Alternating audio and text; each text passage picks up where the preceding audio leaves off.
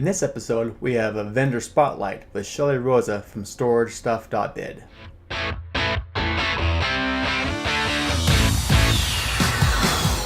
I'm Jim Ross. He's Matt VanHorn. And this is 3 Mile Domination, where we talk about anything and everything regarding the world of self-storage.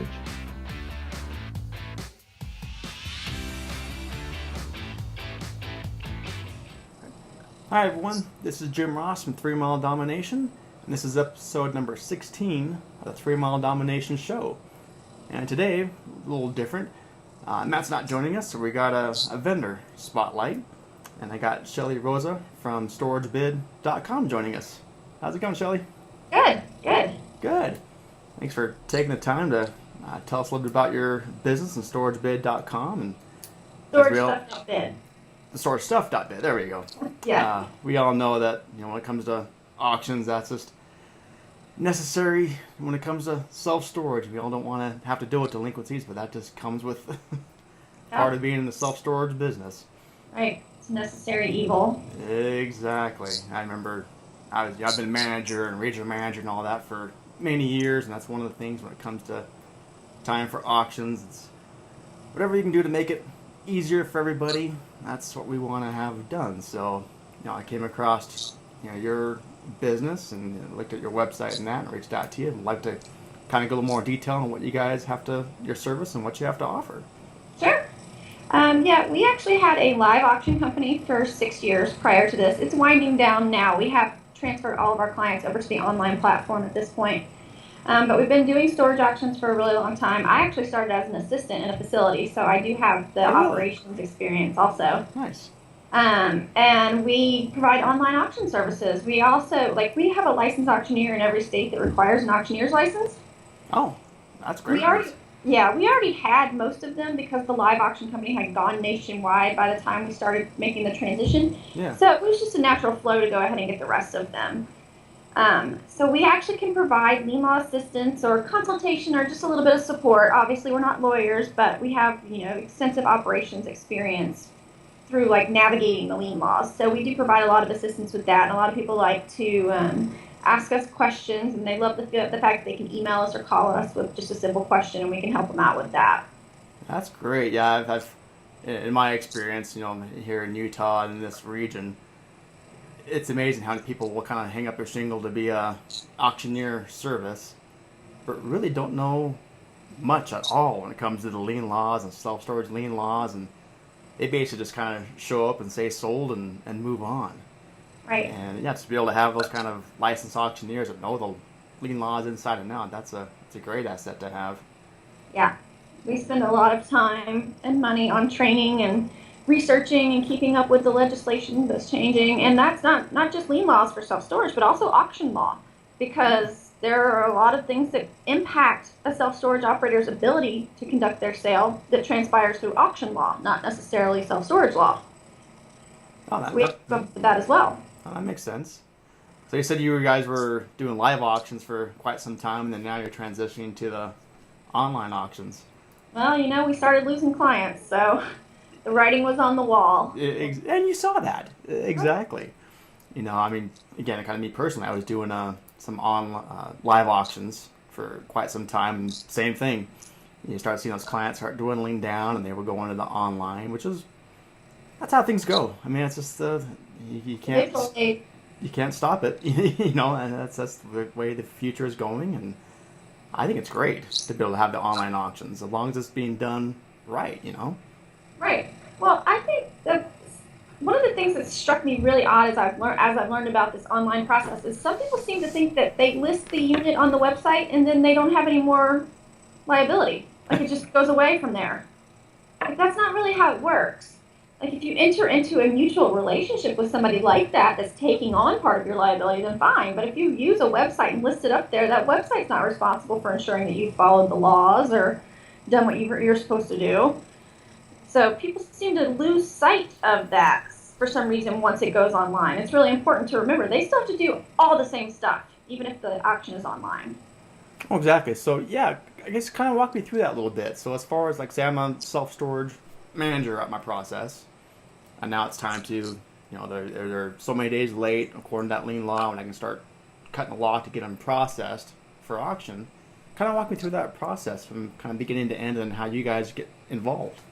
Right. Okay. Well, they start with what's called a notice of sale letter. So they'll send out a letter based on the state requirements. It could be via certified mail or registered mail or just any kind of verified mail. And a lot of states are allowing email options for that now. That's great. Yeah. And they send all the letters to the appropriate people at all the addresses that they can possibly find to make sure that they have exhausted every attempt to contact these folks before they sell their stuff. Then they run an advertisement in the newspaper. A lot of states have been trying really hard to get advertising online because the cost of the legal advertisement is pretty hefty. Yep. But the newspaper lobbyists have been putting up a good fight. So it's been pretty tough. Yes, they do. Yeah. So a lot of states are still stuck with the newspaper requirement and probably will be for a good while. Yep. It's going to take a little while to get rid of that. They're making phone calls. The storage operator does not want to sell storage units. They're going to do everything in their power to make a deal. Hey, come get your stuff. Pay me $50. Get out. Whatever. Get my space back. Yep. Selling units a last resort. Yep. Right. But sometimes they just don't have any other choice. The people have completely fallen off the grid and they have to sell it. And storage operators have the option to sell it themselves. They don't need a licensed auctioneer to have the sale. They can do it like as a representative of the company, like you said, a district manager or a regional manager could do it. Yeah. However, if you're going to use an auction company, quote unquote, they need to be, following the state statutes for auctioneers. If that state requires an auctioneer to be licensed, that you need to be using a licensed auctioneer. You wouldn't want like the Secretary of State or some department of whatever coming in and shutting down your operation because your auctioneer wasn't doing what they were supposed to be doing. Exactly. And that stuff's going to start to extend to online auctions as well. We've already started to see some of the legislation changing. It's being a little more regulated then, huh? Yep. Good. So I guess once they've gone into the process of cutting the lock off, processing it, and they go to your website, they're just posting pictures of the unit. Yeah. How does that work? Yeah, they just put up pictures and a description. And then basically, you want to get it up probably I think the sweet spot is 5 days. So it gets the maximum amount of exposure. Plus, we're also doing some advertising on our end to try to bring in more buyers and increase the price. So 5 days works out really well on both sides. So it's up there for about 5 days, and people get to look at it. And the buyers really like it because they can zoom in and look in the corners. And if there's any serial numbers, they can run them and take their time trying to decide and see if they can figure out what's in the unit. And then the bidding commences, or if you will, ends.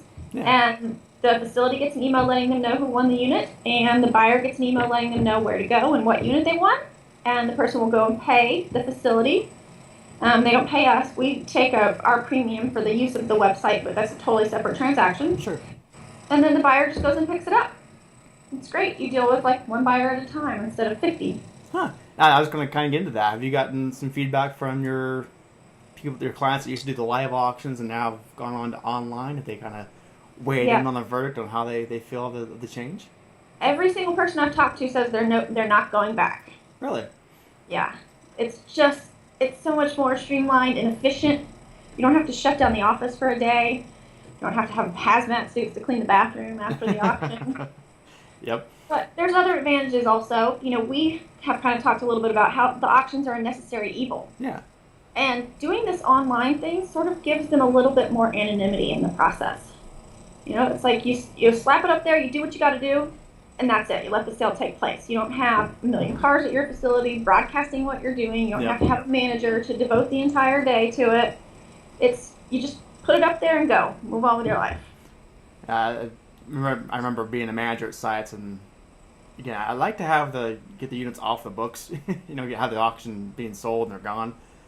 But just that day of just having all the cars and all the people walking around, it was more of a pain. But at that time we didn't have online auctions; wasn't even an option. So that's right. Kind of what we had to deal with. So that's good to hear. People that have seen that transition and kind of weigh both sides, that they appreciate and then are liking the online auction option. That's great. And it's cheaper. I mean, we have lower overhead. We don't have to travel for the sale to take place. So you pay a much lower fee than you would for us to come out in person. Yeah. Have you guys, I know it's kind of a hard metric to track, but have you seen any kind of correlation when it comes to average sale price online versus live auctions? It is really hard to track. We've Yeah. got about a year of data under our belt right now, but the reality is, if I can look at the same set of facilities, and one month the average could be 250, the next month it could be 300, and the next month it could be 25. It totally just depends on Yeah. demand. Yep. And then you can have one or two good units that offset the average altogether. Exactly. Yep. So it's totally unreliable data. We're seeing ourselves, honestly, at this point, about $30 less than a live auction per unit, I would say. That would be my best estimate. Yeah, and then you just weigh that with the benefits of Right. not having the hassle and more efficient that way. So yeah, I would sign up easily. The trade-off of what you're paying in auctioneer fees makes up for what you're not getting. But again, we haven't had like apple-to-apple comparisons for an entire year because we slowly navigated everybody over. Yeah. It'll be nice in like 2 years or 3 years to be able to look better back with that solid set of data. Oh, exactly. But again, to your benefit though, you've had all those clients that were doing the live auctions and now are online, and like you said, all of them said they would never go back. So I think that right there tells you, Yeah. it's working. Right. And when it comes to posting the units, I was just kind of put myself in the manager's position. I would like to think of the buyer's position that if they're used to seeing a live auction and really kind of looking at the unit, and obviously you can't step in the unit, but everything you can actually see, you definitely want to take those pictures that are really good and are showcasing the unit the way it should be. Right. I've seen sometimes I've gone on the online auction sites and you see the unit posted, and it's like one or two pictures, and you don't get any idea of what's in there. That's putting the buyer at a total disadvantage. So, how many pictures do you have? Can you post per unit? Our website allows 12 pictures 12? per unit. Oh, Yeah. cool. Great. And we actually do rotate and resize for them, so they don't have to be edited at all prior to being uploaded. Huh. And our website is actually 100% mobily responsive, so if you have a tablet or a mobile device, you can go out to the unit and take the pictures directly from there Oh, and nice. upload them. Yeah. So we try to make it very easy for the picture uploading, because that is kind of like one of the hardest things to get through to the managers, because they've spent so much time feeling like auctions are just not that important. They just need the space emptied. Yeah. Yep. And so you can't get them to get on board with this, dress it up, make it look good. They just don't care. Well, but again, I think that part of it comes down to training, and obviously you can't dress it up. You can't go in the units. That's against the lien laws. But obviously, just from the outside, and as long as you're taking good angles, up, down, side, to really showcase what's in that unit, then I would say you'll start seeing those prices start creeping up for what the average prices are selling for. Right. Because I remember I've had some auction buyers. I remember they were kicking and screaming when a lot of these sites were going to online because I was so used to live auctions, and they were calling me, complaining, and just saying they just couldn't get a good idea of what they're buying. And then when they were going down to the actual unit to see it, it wasn't quite what they had envisioned. So I think that just comes down to making sure the manager really is showcasing the unit as best they can when it comes down to the pictures. And if you allow 12 pictures, that's more than enough to really be able to adequately showcase that unit. Yeah, that's a struggle. Where we are constantly trying to say, you put your default picture at the unit door. You can't see anything past the unit door. What's behind door number 2? Yeah, Right. that doesn't work. No, not so much. So yeah, but that's a struggle. But hopefully with everything else, it'll become easier as time goes on. Oh yeah, and I'm sure you guys probably get this question too. Of like, say the manager says, okay, this unit was sold online. This person bought it. Are you seeing very many people not showing up to the unit to clean it out? That's the other thing, and it's kind of a dual thing. It does happen because they haven't paid yet. I don't know why people want to bid on stuff and then not show up. Maybe they bought too many units and then realized they couldn't afford to pay for all of them. Yeah. But one advantage that we have with online auctions that we did not have with live auctions was we still have the audience. They're still there. Like in a live auction, everybody goes to all the units and then everybody goes back to the office to pay. Yep. So if you discover somebody doesn't have the money to pay, everybody's already gone. Yep.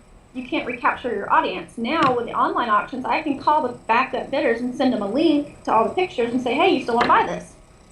So we've had really great success with that. Oh, that's But great. it's So you can easily relist that same unit then. Mm-hmm. Okay, that makes total sense then. Yeah. Good deal. Yeah. And so basically once they do buy it and that, you have what, a 24-hour period or something like that to come down and pay on that unit? Is there a It's time up to the limit? facility. So Okay. some of them are anywhere from 24 to 72 hours to pay and clean it out. Yeah. We try not to like infringe on anybody's policy making because everybody's so highly occupied right now. Who am I to come in and say you have to give them 72 hours? Exactly. So that's They up to don't- that's up to the facility to set that parameter. Okay, that's good to know. No, good deal. Well, yeah. So with people that are listening to this audio and watching this video, if they're more interested in getting a hold of you to get more information about StorageStuff.Bid, how do they contact you?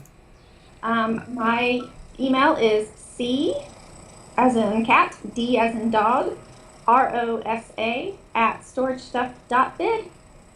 Perfect. You have a phone number that's best to? I do. Let me just look up. I don't know the office phone number. I was I like, can give you mine. it's all email. All right, so I'll just give you one number I do know off the top of my head. It's 1-800-836-3537, and that will get to me directly. Perfect. Yeah, it's one of those things, guys, that, again, we've all been in the industry for quite some time, and I know if you've been used to doing the live auctions for a long time and you're used to that. I had a number of sites I just did a test run and tried them online and just to kind of dip my toe in the water and try it out. It's one of those things, once you just try it once and you kind of get over that, I won't even call it fear, but just the resistance to change is what it boils down to. Yep. Once you try it out, it's very enlightening how easy it is, how simple it is, and then there's no looking back. So no, I couldn't recommend it any higher. Good. So great. Well, thank you for taking the time. Yeah, of course. All right. Thanks for having me. All right, we'll talk to you later. Bye. Take care. Go to 3miledomination.com/call to schedule your free 30-minute marketing tune-up call. I'll give you solid advice you can easily implement with or without us. Until next time.